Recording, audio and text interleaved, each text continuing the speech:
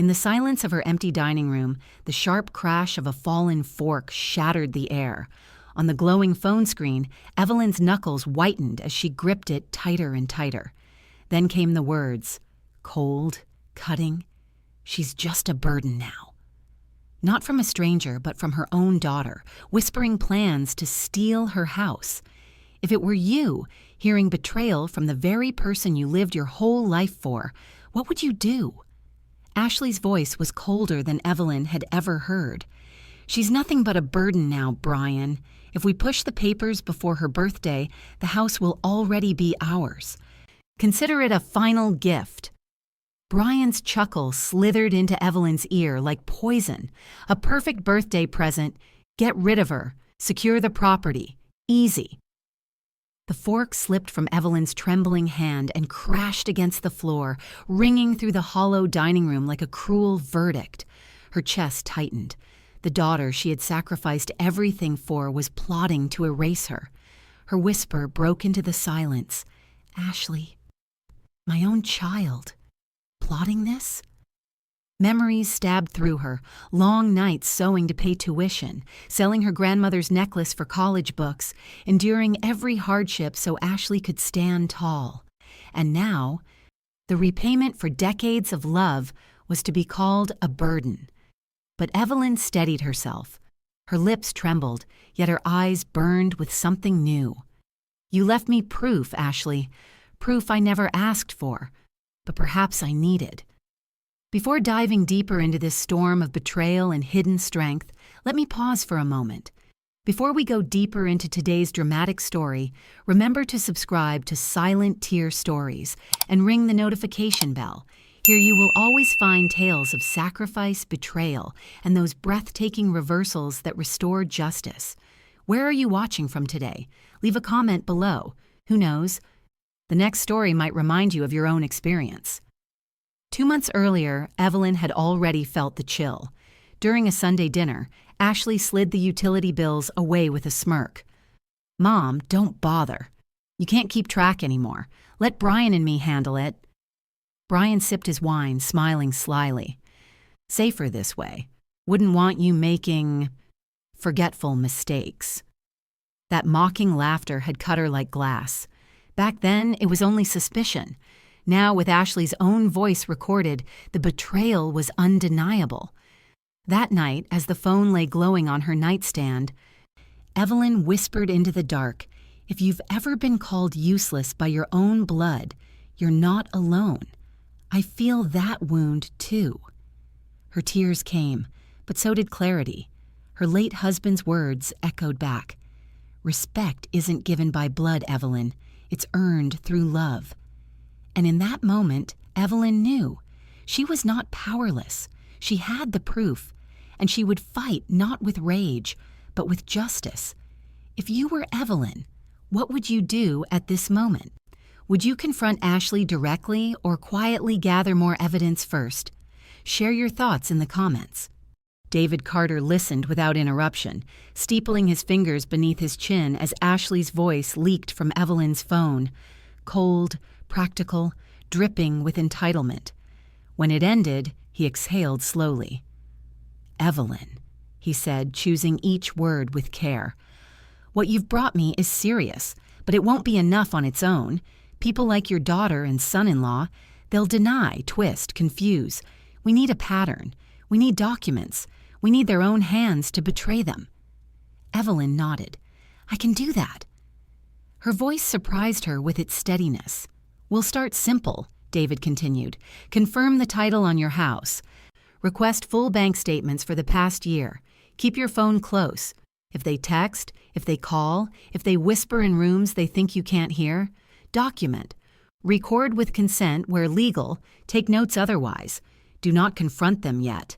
The right truth lands hardest at the right moment.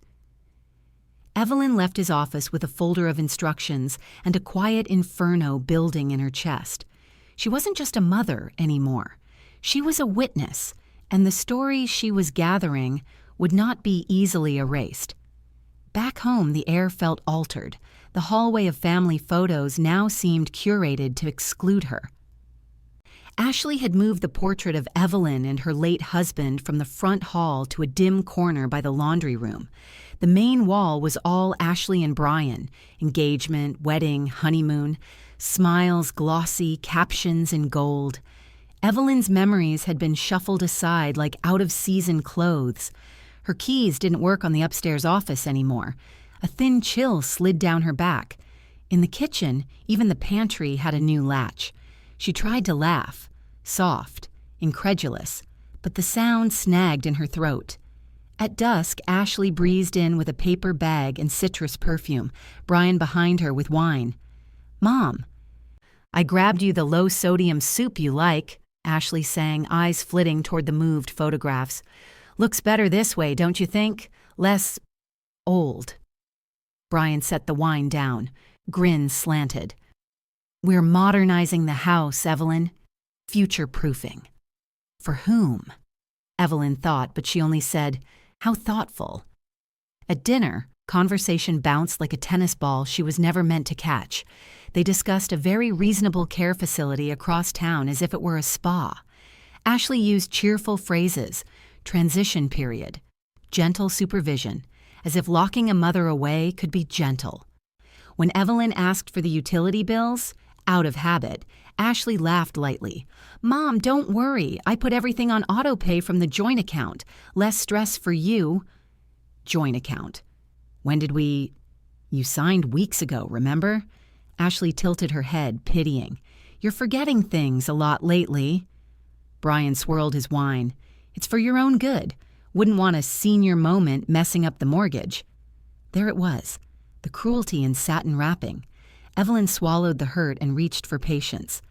"I appreciate your help." Ashley brightened. "Great, and Melissa's dropping by tomorrow. She knows the county paperwork for property transfers. She'll make everything smooth." Melissa, the cousin who smelled opportunity like a wolf smells blood. Evelyn excused herself early, not to hide but to plan. That night, the house breathed like an animal. Evelyn opened a notebook and began to write. Dates, comments, changed locks, the pantry latch, the moved portrait, gentle supervision, joint account, Melissa's sudden involvement, the facility. She added a line sharp enough to cut, "You're useless now."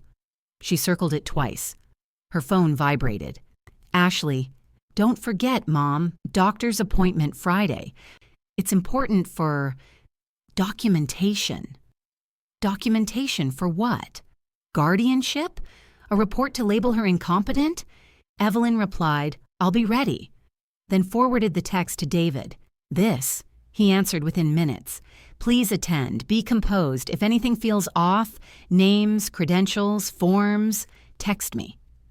Morning brought Melissa with a stack of forms and a smile too white to be kind. "We're just doing some housekeeping," she chirped. "Old properties are complicated." Evelyn poured coffee, steady. "Cream." "Please," Melissa said, sliding papers from her leather folder. "We'll bring your name forward on some things. Push it back on others, strictly for efficiency. I do this all the time at the county." Brian crossed his arms. Ashley hovered, hawk-eyed, over Evelyn's pen hand. Evelyn scanned the top page. The language was sandy, dry, shifting, designed to trip. One clause suggested temporary management. Another whispered permanent transfer upon change of care status. If they placed her in a facility, the house would slide into Ashley's pocket like a coin. "This is a lot," Evelyn said softly. "I'll need David to review." Ashley's smile thinned. "Mom, we don't need a lawyer for family paperwork." "Lawyers protect families from paperwork," Evelyn replied. "I'll wait for David."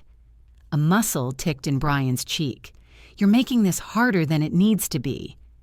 "Hard is better than wrong," Evelyn said. Silence stretched. Melissa's smile flattened. "Of course," she chirped. "We can wait." Her eyes said, "Not over." 2 days later, the doctor's appointment felt like a play performed in a hurry. The clinic was wedged in a strip mall between a payday lender and a nail salon. Inside, the receptionist barely glanced up. The name on the door plate was printed in cheap ink. Wrongness crawled over Evelyn's skin. The doctor, young, jittery, asked her to recite the date, remember 3 words, draw a clock. She answered precisely. He frowned and pivoted. Do you often misplace things? Feel confused in your own home? No, Evelyn said. Do you? He blinked. Pardon? Feel confused in your own home, she repeated gently. It happens if someone changes the locks. Color rose along his neck. Ashley shifted. Brian texted under the table. Evelyn asked for the doctor's license number and the clinic's accreditation. His answers were vague. His signature trembled. Excusing herself, Evelyn texted David from the restroom. Doctor seems unlicensed, compromised. Strip mall clinic. Leading questions pushing memory failure. David. Understood. Keep everything. We may report. Back in the exam room, the doctor pressed on. We might recommend assisted living. You'd be safer there. Safety is a beautiful word, Evelyn said, silk over steel. It ends many conversations. Today it ends none. Ashley hissed. Mom, when I decide to be safe, Evelyn said, folding the pamphlet, I will choose the door myself. On the ride home, rain stitched the windshield. Brian drove. Ashley stared at the blur of traffic. You're making this difficult, Ashley said finally. We're trying to help. Your judgment isn't what it used to be. My judgment kept a roof over your head for 28 years, Evelyn said softly. It educated you. It buried your father with dignity. It's older now, not weaker. Brian snapped. Stop romanticizing the past. This house is a wasted asset unless we own everything, Evelyn finished, turning to him. Is that the line? He scoffed. You're imagining things. I used to imagine birthday wishes, Evelyn said. Now I prefer facts. Mom, you're acting paranoid, Ashley said flatly. Am I? Evelyn asked. Then you won't mind if David reviews every document, or if I ask the bank to restore my accounts, or if I change the locks you so kindly replaced. Silence. Rain drummed harder, like a distant army arriving. That evening, Evelyn arranged the clinic pamphlet beside the questionable forms Melissa had forgotten to take back. She pasted screenshots of Ashley's texts into her notebook. At the top of a clean page, she wrote 3 words, plan, proof, patience. Downstairs, voices rose. Ashley brittle, Brian coaxing, then angry. A door slammed. The house absorbed their temper like a tired parent. Her phone buzzed again, an unknown number. Mrs. Hale, the message read. I work part-time at the clinic. Your daughter and cousin discussed a report before you arrived. They said, make it look like cognitive decline. I thought you should know. A slow stillness settled over Evelyn. The quiet before a storm lets go of the sky. She typed carefully, Thank you. Please keep any messages or notes. If you're willing to speak to an attorney, I can connect you. You will be protected. A pause. I'm scared. But yes. Evelyn looked toward the hallway where whispers had thinned. She closed her eyes and let the ache wash through. Years of giving, the sudden contempt, the audacity of the scheme. She felt grief. She allowed it. Then she set it down like a heavy coat shrugged from her shoulders. If you have ever been told you're useless now and felt your spirit fold, hear me. You are not useless. You are carrying a map back to your own strength. Evelyn opened her eyes, tied her late mother's silk scarf, ivory with a red border, neatly at her throat.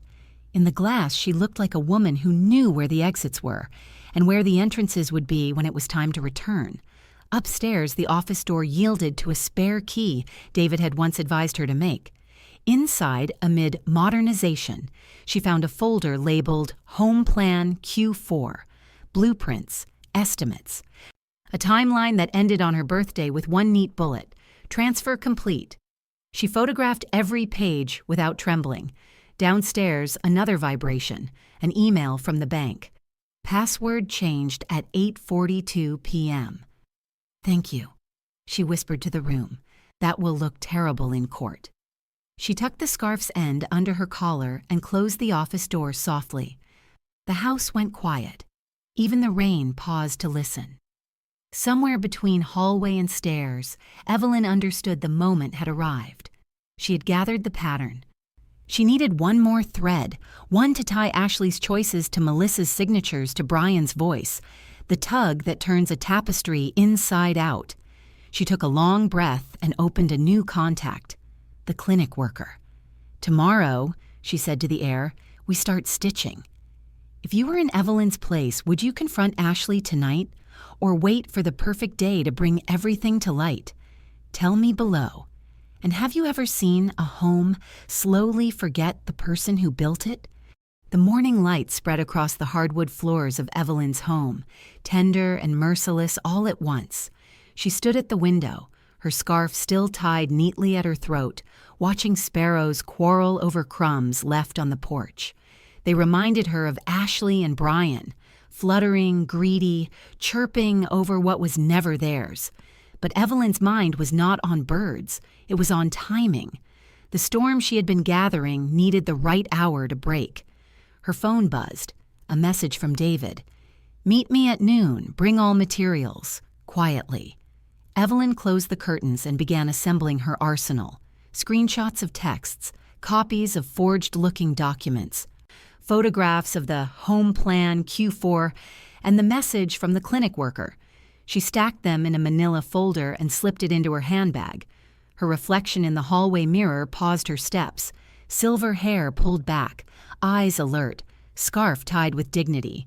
For the first time in weeks, she felt like she was not vanishing, but arriving. At David's office, the atmosphere hummed with subdued intensity. He flipped through the evidence with practiced hands, his brow furrowing deeper as each page turned. "This is no longer suspicion, Evelyn," he said finally. "This is fraud, coercion, attempted elder abuse. You've documented a scheme, financial manipulation, falsified medical reports, forged property transfers. It's a web, and they're at the center." Evelyn clasped her hands together. "And what do we do with a web, David?" He leaned forward. "We don't just cut a thread, we reveal it whole. I'll coordinate with the county registrar and a judge I trust, but you need to be prepared. When this breaks, it has to break in your house, on your terms." Evelyn's pulse quickened. "In my house," she repeated softly. "Yes," David confirmed. "Let them gather, let them think they're winning, and then we show them they've already lost."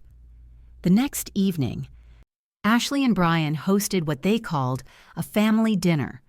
Melissa was there too, her smile as thin as a knife. Evelyn sat at the head of the table, the seat she had always taken beside her late husband, but she felt like a guest in her own dining room. Ashley raised her glass. "To new beginnings," she said, her eyes flicking toward Brian, then Melissa. Evelyn sipped her water. "New beginnings," she echoed, her tone neutral. Melissa slid a fresh folder across the table. "Evelyn, we'll need your signature on this one too. Just routine, of course." Evelyn rested her hand on the folder but didn't open it. "Routine things should be easy to explain. Tell me, Melissa, which clause here gives my daughter the authority to place me in a care facility without my consent?" The room stilled. Brian's jaw flexed. Ashley's smile froze. "Mom," Ashley said slowly, "you're overthinking." "No," Evelyn interrupted, her voice steady, resonant. "For 30 years, I worked double shifts, sold family heirlooms, and buried my husband with my own savings. That wasn't overthinking. That was surviving. This—" She tapped the folder. "This is betrayal." Brian's voice rose, sharp as a blade. "You're confused. You don't even understand what you're signing anymore." Evelyn leaned back, her eyes narrowing. "Is that so?" She reached into her handbag and drew out her phone. With a calm tap, Ashley's recorded voice filled the room. "She's nothing but a burden now, Brian. If we push the papers through before her birthday, the house will already be in our names." The words hung in the air like smoke after a gunshot. Ashley's face drained of color. "That's taken out of context." "Context?" Evelyn's tone cut sharper than glass. The context is greed, the context is contempt, and the context is proof. Brian lunged forward, trying to grab the phone, but Evelyn slid it aside. "Careful," she said softly. "You're trespassing in every sense of the word." Melissa stammered. "Evelyn, listen, this is just family talk." "Family?" Evelyn's eyes burned. "Family is love. Family is sacrifice. What you've done is business, and not even honest business." At that moment, a firm knock sounded at the door. David stepped in, 2 county officers behind him. His presence filled the room like a tide. "Evening," he said evenly. "We've received reports of attempted fraud and coercion. We'd like to review some documents." Melissa's composure crumbled. "You can't just—" "We can," David cut in. "And we will." The officers began collecting papers, their gloves flipping pages that had been meant to trap Evelyn. Ashley's voice cracked. "Mom, you called the police on your own daughter?" Evelyn's gaze held hers, steady and unflinching. "I called justice. If my daughter happened to be standing in its path, that's her choice, not mine." Brian sneered. "You think you've won? This house is falling apart. You're alone. You'll regret this." Evelyn stood, adjusting her scarf, her voice carrying the weight of years of silence breaking. "This villa, it's mine, and tonight you're the trespassers." The officers escorted Melissa out first, her protests shrill and unraveling. Brian followed, his curses bouncing off the walls. Ashley lingered, eyes wide, voice cracking into a child's plea. "Mom, please, I didn't mean— You meant every word," Evelyn said quietly. "You meant it enough to plan it, to hide it, to smile at me while you twisted the knife. Forgiveness is for those who stumble, not for those who shove." Ashley's tears fell, but Evelyn did not move toward her. Instead, she turned to David. "What happens next?" "Legal proceedings," David answered. "Your assets will be secured. Their fraud will be documented. You will have your peace." Evelyn nodded, her shoulders squaring. For the first time in months, she felt taller in her own home. Later that night, silence spread through the house like a balm. Evelyn sat by the fireplace, her hands wrapped around a warm cup of chamomile tea. The scarf rested gently against her skin, carrying the faint scent of her late mother's lavender perfume. Her phone buzzed once more, a message from the clinic worker. "I'm ready to testify. Enough is enough." Evelyn typed back, "You're brave. Thank you." She set the phone down and let the firelight wash over her. "Respect isn't given by blood," she murmured, echoing her husband's words. "It's earned through love." Outside, the night deepened. Inside, Evelyn felt something rare, safety. Not because the danger was gone, but because she had finally stepped into her own strength. If you were in Evelyn's place, watching your own child unravel under the weight of their betrayal, would you have let them cry at your feet or walked away, as she did? Share your thoughts below. Morning arrived, clear and hard as glass. Evelyn woke early, brewed coffee, and stood at the window, her mother's red-bordered scarf catching the first light. On the counter lay David's folders: protective order, bank restoration, county fraud alert. Every page was a plank, back to dignity. A message came: court granted an emergency hearing for Friday. Another: Nora, a clinic worker, had saved proof. Evelyn replied, "Meet us at 2. We'll protect you." At David's office, Nora, nervous but steady, spread her evidence. Melissa's texts instructing her to lean the test, a spreadsheet of shell addresses, and a voice memo of Melissa coaching the doctor. David's jaw tightened. This is what we needed. Evelyn squeezed Nora's hand. Goodness travels farther than malice. That night, Ashley posted online that Evelyn was paranoid. Brian chimed in, and comments questioned her sanity. Evelyn didn't respond. Instead, she prepared. David called, "If Ashley comes, let her talk. I'll be on the line recording." At 9, the doorbell rang. Ashley and Brian entered, all smiles edged with steel. "Mom, we've arranged a short-term stay at Willow Crest, just a week or two." "Observation," Evelyn repeated. "Like zoo animals." Brian placed a folder on the table. Melissa expedited paperwork.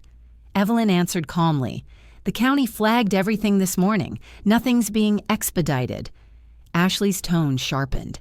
"Sign the consent for care and transfer management of the house. Brian will oversee renovations." Evelyn studied her daughter. "Do you remember the rule I taught you? No one who loves you will ask you to disappear yourself." Melissa entered then, clipboard in hand, perfume sharp. "Let's not dramatize. Sign tonight, you'll be settled by morning." Evelyn lifted the forms. Forging medical narratives is a crime. How do you explain the expired license? The doctor without credentials? Or the employee, Nora, who saved your texts? Melissa faltered. Evelyn tapped her phone. Nora's recorded memo played aloud. Melissa instructing the doctor to highlight memory lapses. Ashley paled. Brian cursed. Melissa forced a laugh. Taken out of context. Context, Evelyn said, is the judge's favorite food. Another buzz. David's message. Police en route. Ashley's eyes filled. "Mom, we were scared. We thought you were slipping." "You thought my house was slipping," Evelyn said steady. "Fear didn't make you cruel. Greed did." Brian snapped. "Give me the phone." Evelyn rose, scarf bright in the lamplight. "No, for months you've shouted instructions at my life. Tonight you will listen. The signatures are null. The bank reversed. The filings flagged. The clinic report contaminated. You did not build this house. You do not name its future." Melissa's phone buzzed. Her face fell. A knock came. Officers and a county investigator. "We have questions about fraudulent reports." Melissa whispered, "I want a lawyer." "You'll need one," the investigator said. Ashley trembled. "Mom, Brian said we'd lose everything if the market turned." Melissa said, "Stop," Evelyn said softly. "You are not a leaf. You made choices."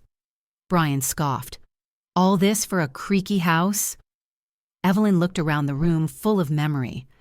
"All this for a life," she replied. As police led Melissa out, David's voice carried from the open call. "Next, we file for a permanent protective order and reveal something your husband left in reserve." Evelyn frowned. "What?" "A living trust," David explained. "Filed years ago. Upon your 70th birthday, the deed to the house moves into the trust with a no-contest clause. Any heir who coerces or contests is disinherited." Evelyn's throat tightened. Gratitude flooded her. Ashley recoiled at the word disinherited. "That's not fair," she whispered. "Fairness," Evelyn said, "is the partner of foresight." The investigator collected the folder. "You're safe tonight." Evelyn nodded. Ashley lingered in the doorway, broken. "Mom, what do I do?" Evelyn's reply was calm, final. "Tell the truth. Apologize without asking for reward. Find work, not targets. And leave me in peace until a judge says otherwise." Ashley bent under the weight of it, then straightened. "I'll try." "Try better than you planned," Evelyn said and turned away. She ended the call with David, saving the recording. Alone. She asked unseen listeners, "If a stranger tried to rewrite your name, how would you write it back? If the Evelyn in your life stood betrayed, would you stand with her? Share your thoughts. Someone may need your courage tonight." Evelyn crossed to the piano. Her fingers pressed hesitant keys, then stronger, a melody halting but alive. She smiled. The house listened, remembering. Friday was coming. So was the judge. So was the trust. And so, at last, was peace, earned not by silence but by the storm she had learned to steer. Friday dawned sharp and clear. Evelyn dressed with care, a navy suit, polished shoes, and the red-bordered scarf tied at her throat. She looked in the mirror and whispered, "Not prey, not ornament, witness." David arrived to drive her to the courthouse. She carried the manila folder on her lap, heavy with truth, lighter than fear. At the courthouse steps, reporters turned their cameras, but Evelyn didn't flinch. She had hidden enough. Inside, the air buzzed with tension. Ashley sat beside Brian, pale and rigid. Melissa whispered to a lawyer who fumbled through papers. Evelyn sat tall, her scarf aflame against the wood. The judge struck the gavel.